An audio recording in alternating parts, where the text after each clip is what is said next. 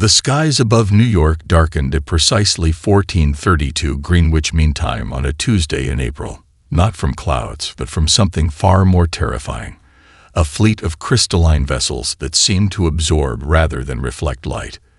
The same phenomenon occurred simultaneously over Beijing, Moscow, London, and 17 other major cities worldwide. Humanity's first contact with an alien civilization arrived without warning and with overwhelming presence. Commander Elena Reyes was 30,000 feet over the Arctic Circle when her experimental stealth fighter's instruments went haywire. Her mission, testing next-generation radar absorption technology, was instantly forgotten as unprecedented energy signatures flooded her sensors. "Thunder actual to base," she radioed, her voice steady despite the adrenaline surge. "I'm picking up multiple anomalies. Massive objects in low Earth orbit. Nothing natural moves like that." Her fighter was the first human technology to detect the Valkyrie Armada, its experimental quantum sensors registering the aliens' arrival minutes before conventional systems worldwide blared in alarm. Within 3 hours, Elena found herself standing before a hastily assembled United Earth Council, still wearing her flight suit, explaining what she'd witnessed. "They're positioning themselves in strategic formation," she told the ashen-faced assembly of world leaders and military commanders. "This isn't exploration. This is textbook invasion posturing." The room erupted in panic debate until the screens displaying the alien vessels flickered and died, replaced by satellite footage of what had been a South Korean military base moments before. The footage showed a Valkyrie scout ship hovering above the installation. A pulse of blue-white energy emanated from the vessel, and where cutting-edge weaponry and 3,000 personnel had stood, there was suddenly nothing. No debris, no crater, just bare earth as though the base had never existed. "Matter conversion technology," whispered the physicist to Elena's right. "They just rewrote reality." The council was still arguing about response options when the air in the center of the chamber shimmered and distorted. Guards reached for weapons as a figure materialized, a towering entity encased in what appeared to be liquid metal that flowed and shifted constantly around a vaguely humanoid form. "Your security measures are quaint," it said in perfect English, its voice resonating from everywhere and nowhere at once. "We are the Valkyrie Ascendancy. You will be incorporated into our empire as the 18th protectorate species." Elena observed the being's movements carefully. Despite its technological superiority, something about its perfectly calculated gestures felt wrong. Too precise, too efficient, lacking any biological spontaneity. "What if we refuse?" asked the Secretary General, rising shakily to her feet. The alien tilted its featureless head. "Would you question the intentions of a god relative to an insect? There is no refusing. There is only varying degrees of compliance." That night, as emergency sessions continued in underground bunkers around the world, the Valkyrie demonstrated their power. Easter Island, chosen precisely because it was uninhabited yet culturally significant, was transformed in seconds. Where the famous Moai statues had stood for centuries, there now existed a perfect hemisphere of unknown material, its surface swirling with colors no human had ever seen before. More disturbing than the display of power was its effect. Anyone within 50 miles reported experiencing inexplicable dread, as though the transformed island somehow broadcast emotion itself. The Valkyrie's first act of psychological warfare against humanity had begun, but they had severely underestimated the species they sought to subjugate. Watching the footage from a secure bunker, Elena noticed something the others missed. The alien ambassador had flinched, almost imperceptibly, when a door had slammed during the council meeting. Beneath their godlike technology, the Valkyrie might have vulnerabilities after all. 3 days after first contact, the Valkyrie assessment team arrived in Geneva. Their ship, a teardrop of material that seemed to exist partially in another dimension, hovered silently above Lake Geneva, its hull rippling with images of Earth's history as interpreted through alien perception. The montage focused overwhelmingly on warfare, as though the Valkyrie were particularly fascinated by humanity's capacity for conflict. Dr. Marcus Chen adjusted his tie nervously as he entered the diplomatic reception hall. A xenobiologist whose controversial theories about evolutionary dead ends had once made him an academic pariah, he now found himself at the center of humanity's most important scientific delegation. "Remember," murmured Alina as they took their positions, "observe everything. Their technology is centuries beyond ours, but biology follows universal principles. Find me something, anything, we can use." The Valkyrie delegates entered with mechanical precision, their exoskeletons humming softly. Up close, the aliens were even more unsettling, their bodies encased in technology so advanced it seemed to anticipate their every need, sensors constantly adjusting to Earth's atmosphere, which they clearly found uncomfortable. The reception proceeded with excruciating formality until Chen, apparently fumbling with his wine glass, sent a cascade of red liquid directly onto the nearest Valkyrie delegate. Gasps echoed through the room as diplomatic staff froze in horror. The alien's reaction was instant and revealing. Its exoskeleton locked into emergency mode, freezing the being in place for precisely 3.7 seconds before adaptive protocols engage. The diplomat recovered, dismissing the incident with cold efficiency, but Chen caught Alina's eye across the room. He'd confirmed their first suspicion. Later that night, in a secure room swept for surveillance devices, Chen showed Alina what the hidden cameras in his glasses had captured. "Look at this," he said, pointing to footage of the Valkyrie quarters.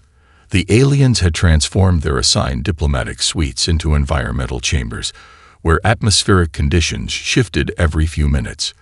They've engineered themselves for optimal performance within strictly controlled parameters. But they can't handle the unexpected. Alina finished, watching as the footage showed a Valkyrie scientist struggling to recalibrate equipment after a minor power fluctuation. Precisely. They've evolved past struggle into perfect adaptation, within defined boundaries. But they've forgotten how to handle the unpredictable. They don't improvise. Their theory was confirmed dramatically the next morning when a freak lightning storm, unusual for the season, struck Geneva. The Valkyrie delegation abruptly abandoned their diplomatic meeting, retreating to their ship with startling haste, leaving behind monitoring equipment worth incalculable value. They prioritized personal safety over technology, Alina noted, examining the abandoned Valkyrie devices. That's telling. Their equipment is replaceable. They are not. While Geneva's diplomatic dance continued, elsewhere humanity was already testing the aliens' weaknesses. In Tokyo, a teenage hacker discovered that homemade electromagnetic pulse generators, essentially modified microwave components, could create temporary blind spots in Valkyrie surveillance systems. In Cairo, street vendors found that the aliens' translation systems couldn't process rapid-fire colloquial Arabic, creating confusion that bought precious seconds during inspections. Most significantly, in Buenos Aires, a resistance cell formed among university students who discovered the Valkyrie communication network couldn't penetrate certain old subway tunnels lined with a specific mineral composition. Within days, similar groups worldwide began mapping dead zones where humans could speak freely. The Valkyrie Supreme Observer, reporting to its command structure in orbit, classified these developments as minor inefficiencies in primitive species integration. It was their first major miscalculation, mistaking humanity's chaotic adaptability for random disorder. Meanwhile, in her quarters that night, Alina reviewed Chen's findings with a growing sense of possibility. The aliens' technology might be unbeatable, but perhaps their biology and psychology wasn't. They've forgotten how to be afraid, she whispered to herself. We haven't. 1 month after first contact, Commander Orcs 9, the Valkyrie officer assigned to resource assessment in the Amazon basin, was reaching what humans would call the breaking point. His equipment, designed for absolute precision, had failed 17 times in the last Earth week. This is unacceptable, he hissed at his 3 local guides, his translator rendering his alien speech into harsh Portuguese. "You are sabotaging our environmental stabilizers."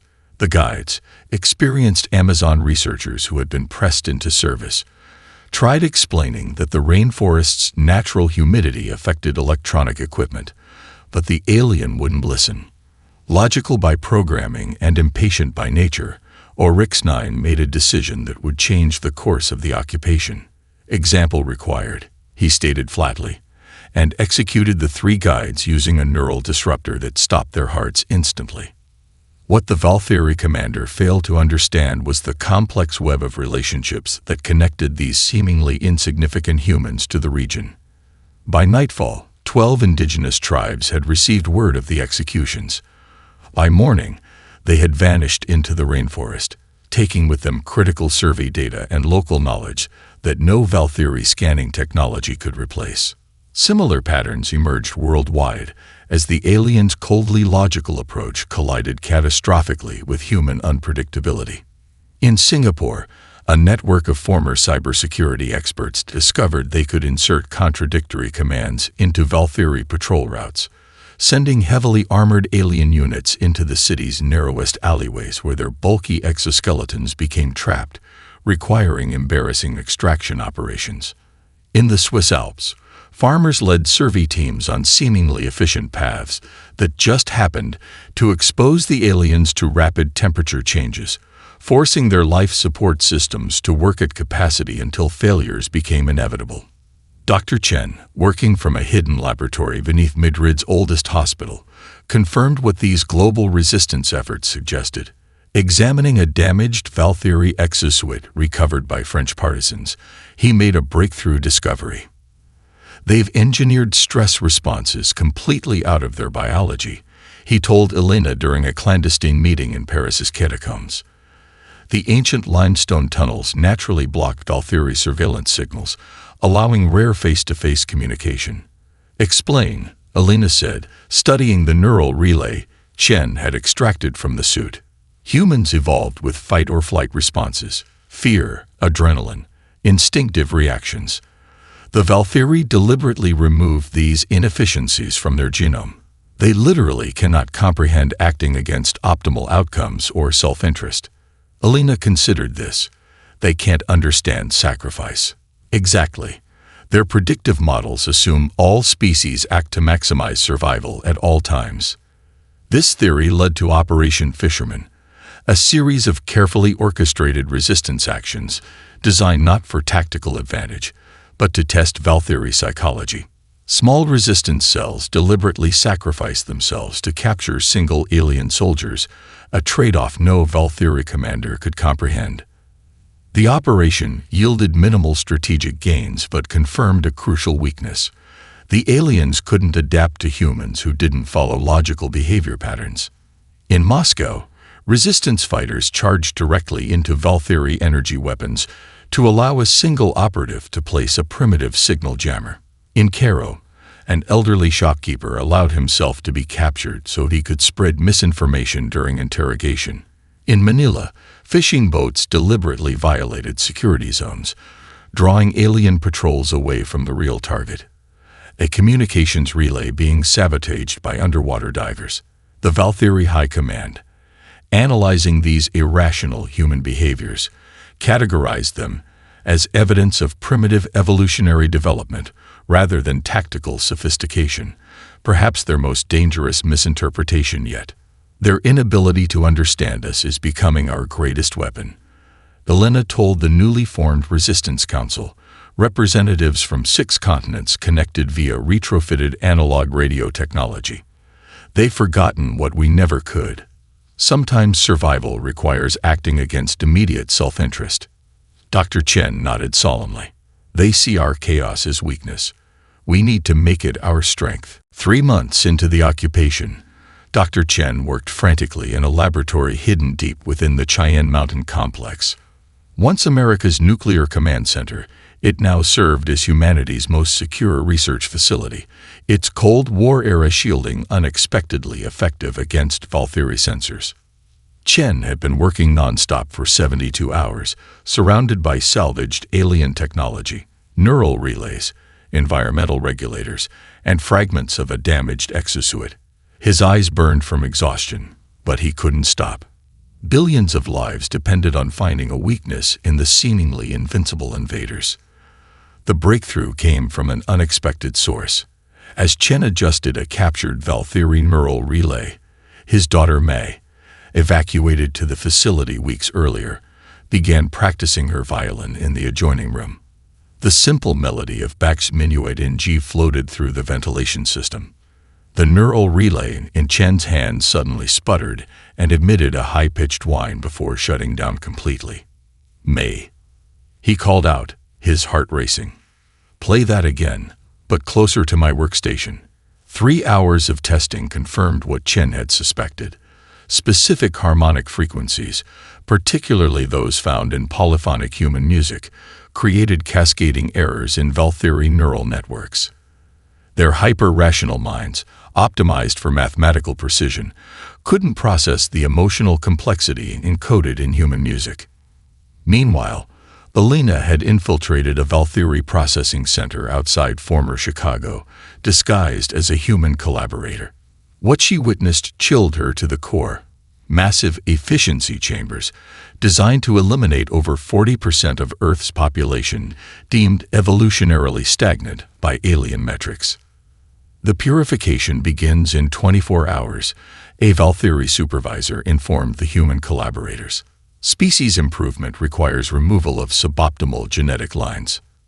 Slipping away during shift change, Alina transmitted an emergency code to resistance cells worldwide.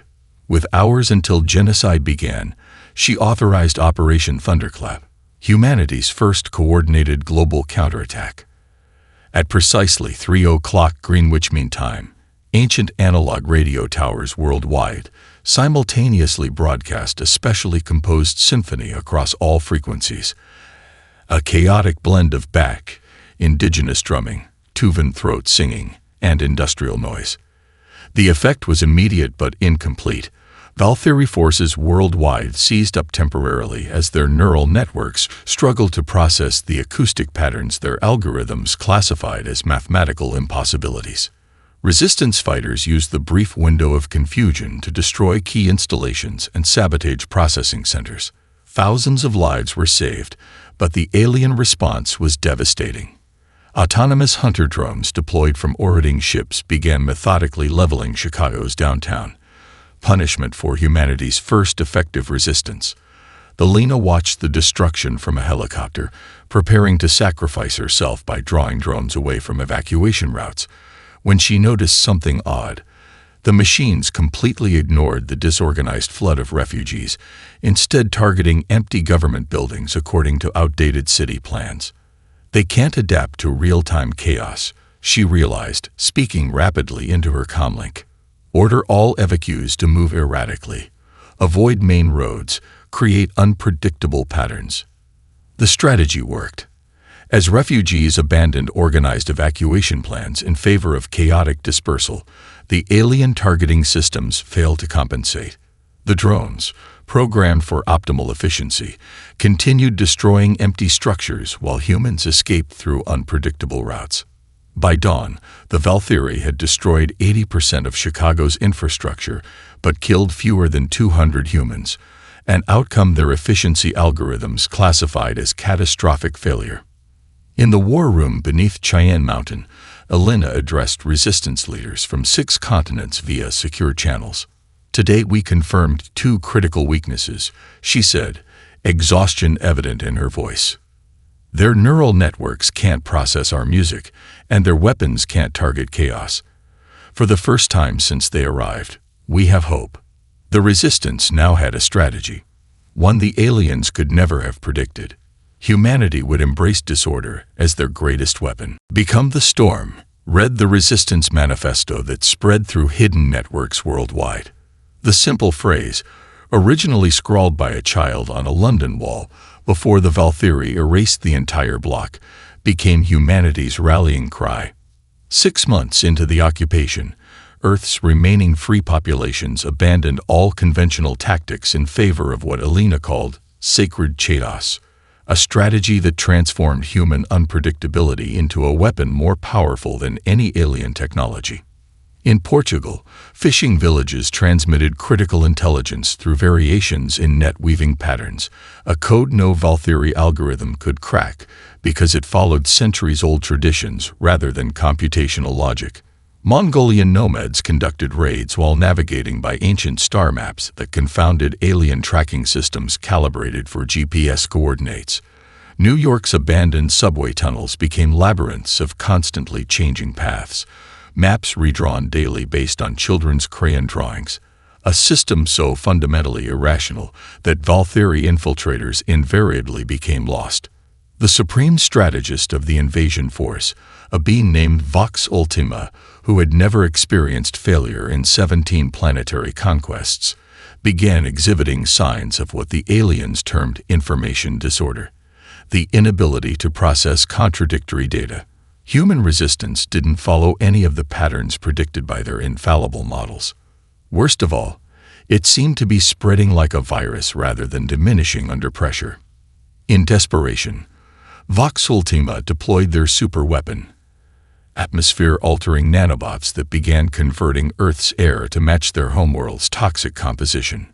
Sydney became the first conversion zone, its air gradually transforming into a yellowish haze, lethal to humans without protection, but optimal for Valkyrie biology. Dr. Chen, now operating from a mobile laboratory in a converted subway car, led a desperate mission into a fallen district where humans could survive only minutes without breathing apparatus. His team included specialists from 3 continents and a teenage Aboriginal guide named Jera, whose traditional knowledge had proven unexpectedly valuable in navigating the transformed landscape.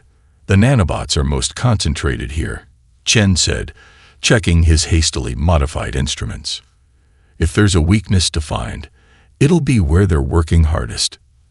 As temperatures rose in the Australian summer, Jera noticed something the scientists had missed. The nanobots' efficiency decreased as heat increased.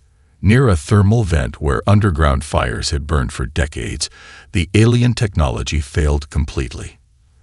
"The machines break in the heat," Jera explained simply, pointing to readings on Chen's equipment, "like the aliens themselves do."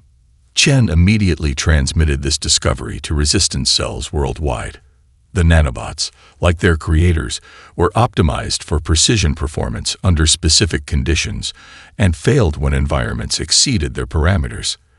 The teenager's observation led to the creation of Operation House, a global strategy of luring Valkyrie units into natural and artificial heat traps.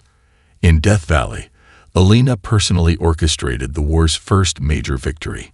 Using falsified intelligence suggesting a primary resistance base, she lured 3 alien battalions into a narrow canyon where carefully placed mirrors, technology so primitive the Valkyrie didn't even register it as a threat, amplified the desert heat to over 60 degrees Celsius. Within hours, an entire division of the invaders' most advanced troops lay disabled, their environmental suits overwhelmed by conditions their engineers had never designed for. For the first time, humans captured significant numbers of Valkyrie soldiers alive as the heat rendered their exoskeletons immobile but left their biological forms intact. The intelligence gained would prove invaluable. "They made themselves perfect," Alina told resistance leaders during a midnight briefing in the Moroccan desert. But they defined perfect too narrowly. They optimized for efficiency rather than adaptability. Dr. Chen nodded gravely. "And in an unpredictable universe, that may be the ultimate evolutionary mistake." On the war's 500th day, a crystalline pyramid materialized in the ruins of Geneva, the universal sign for parley among galactic civilizations. Alina approached the structure with minimal security, a calculated risk that visibly unsettled the waiting Valkyrie delegation. Their sensors, calibrated to detect weapons and electronic devices, struggled to assess a human leader who carried neither. The Supreme Coordinator stepped forward to meet her, its designation glowing in alien script across its exoskeleton. Nex Primaris, architect of 17 planetary conquests. Without warning, it did something unprecedented. It disengaged its exoskeleton, revealing the true Valkyrie form beneath. Elena struggled to hide her shock. The being was frail, almost childlike, with translucent skin through which complex circulatory fluids pulsed. Without its technological shell, it appeared vulnerable, ancient, and distinctly tired. "We have miscalculated the fundamental nature of your species," it admitted, voice unmodulated for the first time, high and melodic, rather than the artificial bass humans had come to fear. 17 civilizations surrendered when faced with our technological superiority. Only yours chose extinction over submission. Not extinction, Elena corrected. Adaptation. The Valkyrie's large, pupilless eyes blinked slowly. Your resistance defies predictive modeling. Your tactics follow no discernible pattern. Even your neural activity appears random to our scanners. It extended a four-fingered hand, offering a glowing data crystal. "We propose new terms. Complete withdrawal of Valkyrie forces in exchange for access to human art, literature, and music, what you call creativity. Our civilization has identified these chaos patterns as essential for evolutionary advancement." Elena accepted the crystal with apparent consideration, while secretly activating a pendant around her neck, reverse-engineered Valkyrie technology, disguised as simple jewelry. The device scanned the aliens' neural patterns as they spoke, recording subtle fluctuations that even the Supreme Coordinator couldn't control. "I will convey your offer to our leadership," she said diplomatically. That night, in a bunker beneath the Alps, Dr. Chen analyzed the neural data Elena had gathered. His laboratory, once state-of-the-art, now resembled a museum of human ingenuity. Vacuum tubes repurposed as signal processors, mechanical calculators interfaced with alien technology, musical instruments modified to disrupt Valkyrie communications. "It's worse for them than they're admitting," he told Elena over encrypted channels. "Their entire battle fleet is experiencing cascading logic failures. Their predictive systems can't handle Earth's environmental variations combined with our irregular tactics." He displayed a holographic model showing the Valkyrie command structure disintegrating under stress. "They're not offering peace from strength, but from desperation. Their technology requires absolute precision to function. Earth's natural chaos, combined with our deliberate unpredictability, is causing system-wide failures they can't repair fast enough." Armed with this knowledge, Elena returned to negotiations with humanity's own demands. Not just withdrawal, but the liberation of all conquered worlds and reparations in the form of technology transfers. "Impossible," the Supreme Coordinator protested. "The other species lack your adaptability. They would misuse our technology." "Perhaps," Elena conceded, "or perhaps you've underestimated them as you did us." She deployed her final psychological weapon, a simple wooden flute, hand-carved by a child in the Resistance. The melody she played was mathematically simple but emotionally complex, expressing what words could not: grief, determination, hope. The Valkyrie leader trembled visibly as the unpredictable patterns disrupted its neural pathways. For perhaps the first time in its species' long history, it experienced something akin to human emotion: uncertainty. "You feel it, don't you?" Elena asked softly. "The chaos that makes us human. The randomness your species engineered away eons ago." "It is inefficient," the alien whispered. "No," Elena corrected gently. "It is survival." The negotiations were a diversion. As Elena's helicopter returned to Resistance headquarters, emergency transmissions flooded all channels. The sky above Antarctica had torn open, a dimensional rift revealing the Valkyrie's true weapon, a planet-killer antimatter cascade device, already descending through Earth's upper atmosphere. "All human resistance forces, attend," announced the Valkyrie Supreme Commander on all frequencies. "Your extinction is regrettable but necessary. The chaos pattern your species embodies cannot be permitted to spread to other protectorate worlds."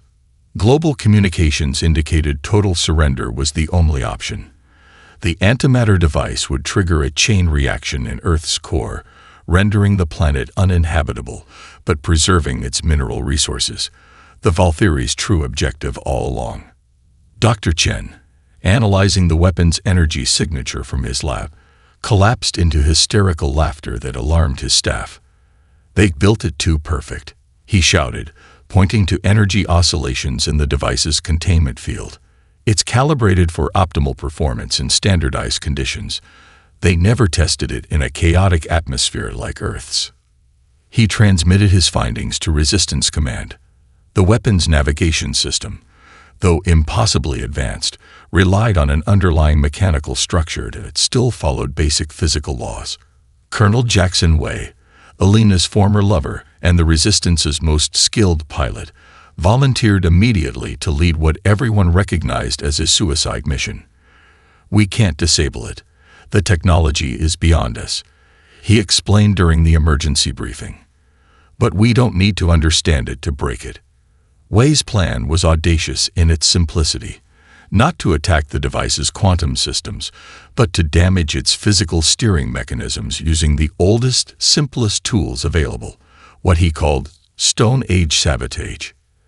"They've forgotten what mechanical failure even looks like," Wei explained as his team loaded sledgehammers, hand drills, and hydraulic jacks onto a salvaged shuttle.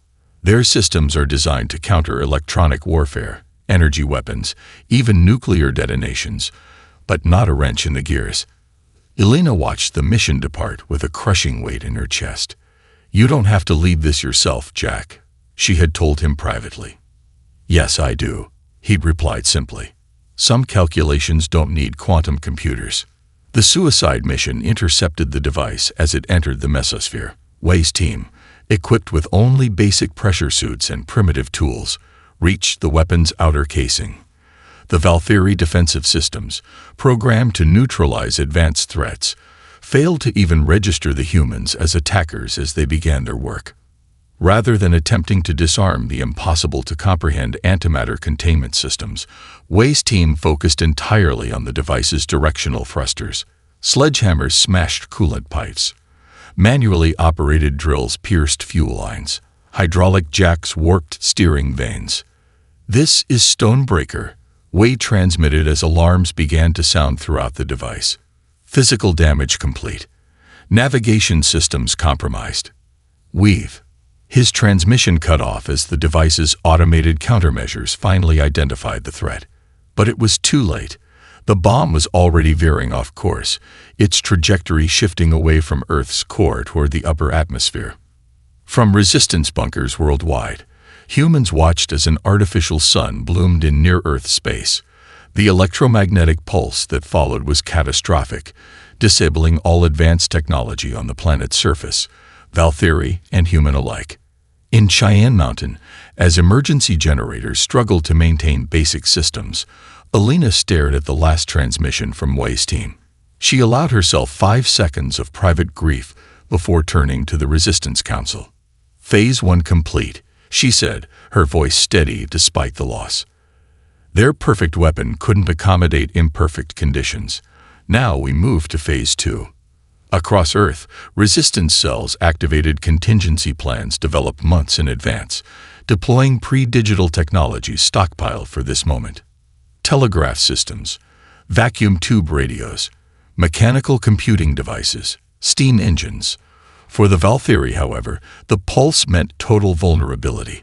Their life support, weapons, and even basic functions all instantly disabled. Dawn broke over a transformed Earth.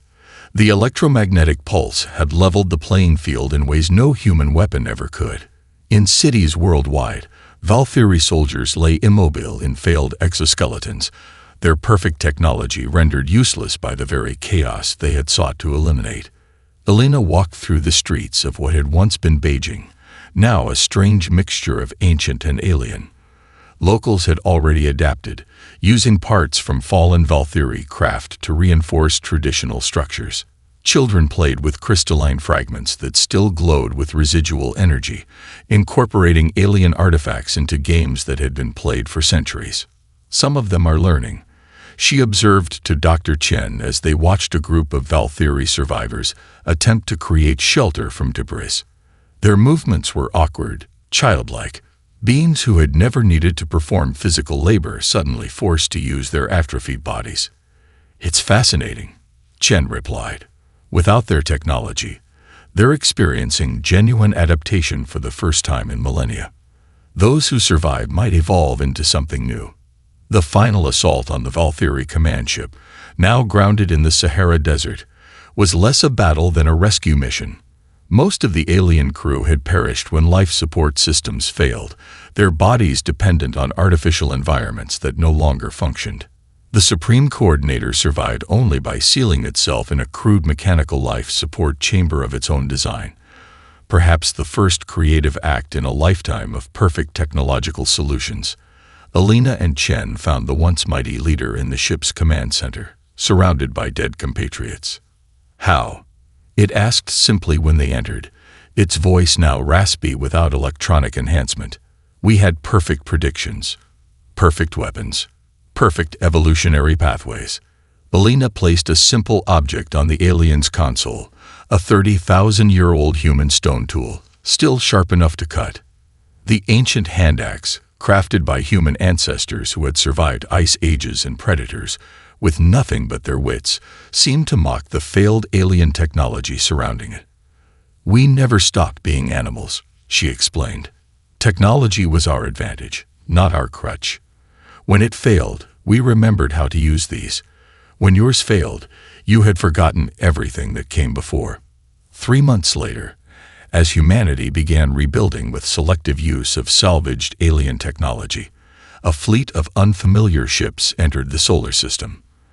The planetary defense systems, hastily reconstructed from pre-pulse designs, registered them as non-Valkyrie. Representatives of other conquered worlds explained the lead alien, a being from a race called the Nethri. "We received encrypted transmissions of Earth's resistance. When the Valkyrie command structure collapsed across the galaxy after your electromagnetic pulse, we seized our chance." The visitors found not the primitive savages the Valkyrie had described, but a species uniquely positioned to lead a galactic revolution, beings who understood both technology's power and its limitations. In the newly established Terran Diplomatic Center, constructed from repurposed Valkyrie ships, Alina and Dr. Chen welcomed delegates from 23 formerly subjugated species. The chamber's centerpiece was a simple display: the stone hand axe alongside salvaged pieces of Valkyrie technology, with the Resistance Manifesto inscribed below. "Become the storm." The Valkyrie believed evolution meant transcending biology. Alina addressed the assembled delegates. They engineered away the very adaptations that allowed life to emerge from chaos. In doing so, they created an evolutionary dead end, perfect for one environment, helpless in another. And Elder Nethri nodded sagely. "And what lesson does humanity offer the stars?" Alina smiled, gesturing to the strange gathering of diverse life forms, each with their own evolutionary path, their own strengths and weaknesses. That true evolutionary success lies not in transcending adversity, but in maintaining the strength to face it. Not in perfect adaptation to one environment, but in the chaotic, messy ability to adapt to any environment. Not in technological supremacy, but in remembering what came before technology, and what will remain after it fails. Outside, Earth continued its chaotic orbit around an unpredictable star, carrying a species that had survived not by achieving perfection, but by embracing imperfection, a lesson now spreading across the stars.